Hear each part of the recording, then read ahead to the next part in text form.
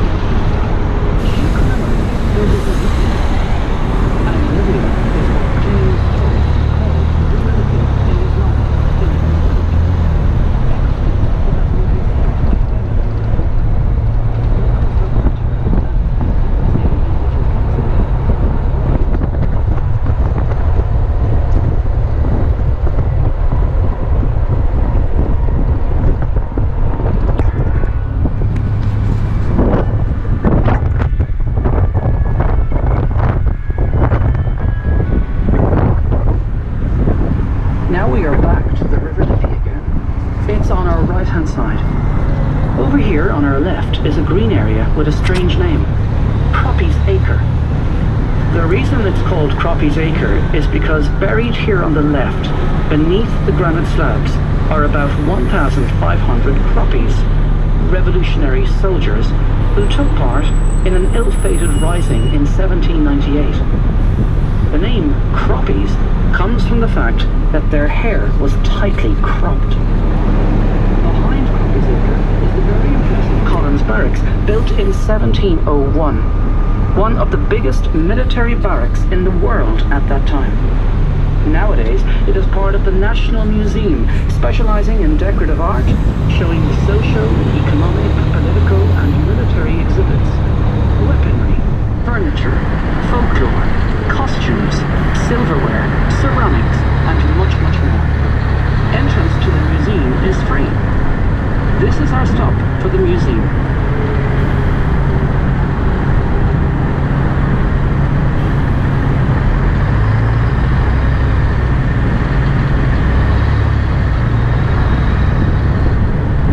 We are heading to a highlight on the city tour now, the Whiskey Corner, Jameson Distillery. Jameson Distillery opened here in 1780 and nowadays is a very popular tourist attraction. In here you will get an audio-visual presentation, a guided tour, and at the end, a little drop of Irish whiskey to help you on your way. It is said that the monks of the 6th century discovered the secret of distilling. Curious enough, they started it off as a perfume until they discovered that it tasted better than smoke, and production really speeded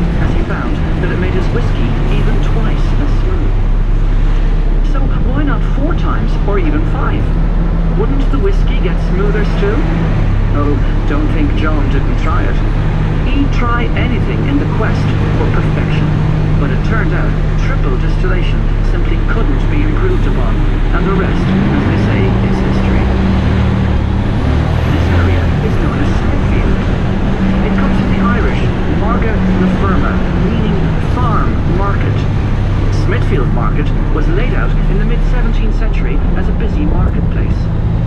In 1964, Hollywood royalty took over the area when Richard Burton and Elizabeth Taylor spent time here as Burton worked on the film adaptation of John le Carré's novel The Spy Who Came In From the Cold. Smithfield played a role of Checkpoint Charlie in the movie. Smithfield was rejuvenated in the 1990s under the Historic Area Rejuvenation Plan. The restoration involved lifting more than 400,000 120-year-old cobblestones, cleaning them by hand, and then relaying every single one. Quite a task, I am sure you will agree. 12 27-metre gas lighting masts, each with a 2-metre flame, now flank the square. Although the flames are rarely lit, the lighting mast shades are regularly to be seen in different colours, reflecting cultural events throughout the year. The area is also home to the Dublin City fruit, vegetable and flower markets, which are thronged with people first thing in the morning. Recent commercial, residential and cultural developments have led this old area of Dublin becoming newly fashionable in the first decade of the 21st century. We shall now make our way back to the riverfront.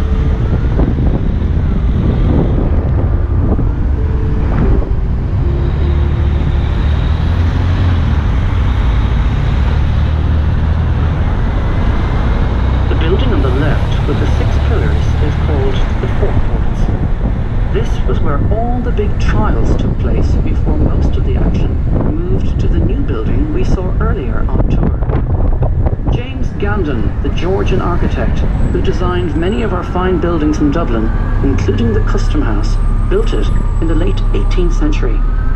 The forecourts were destroyed in the Civil War in 1922, but were largely restored 9 years later.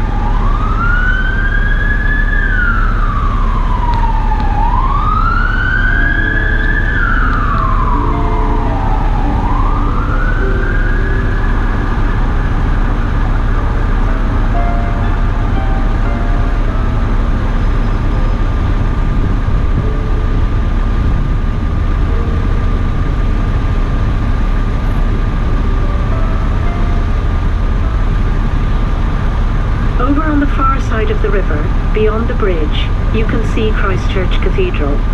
If you look nearer the river, you can see the impressive headquarters of the Dublin Civic Authorities. This area is known as Wood Quay. This was the site of the Viking settlement. This is where Dublin began over 1,000 years ago. When the authorities were developing the offices, they found the Viking settlements, houses, walls, quays, the whole Viking layout. Much of the finds can be seen in the National Museum in Kildare Street. The building of these office blocks caused great controversy, as the people objected to them being built over the historical site of Wood Quay.